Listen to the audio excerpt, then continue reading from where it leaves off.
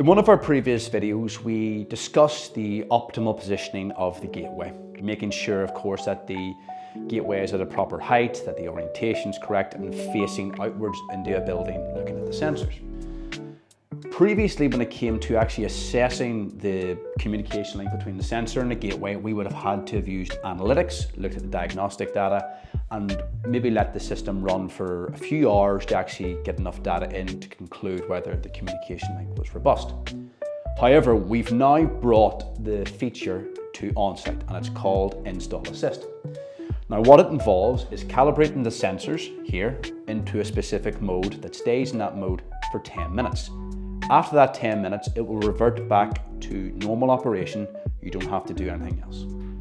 But in that 10 minutes, the sensors will send out more data at a faster rate in order to make sure that we have enough data built up to actually conclude whether the gateway is in a good position and is able to maintain a robust link to the sensors. So if you can picture here having the sensors around a site, and these are all transmitting, of course,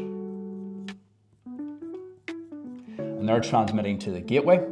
We want to make sure that these are transmitting at a slightly faster rate in order for us to be able to provide the metrics here. So we can be able to provide it as a percentage or as a dB value, which would then give us the idea of the validity of the signal as well as the signal strength. And from there we can determine whether the gateway needs to be possibly moved or whether the position is sound.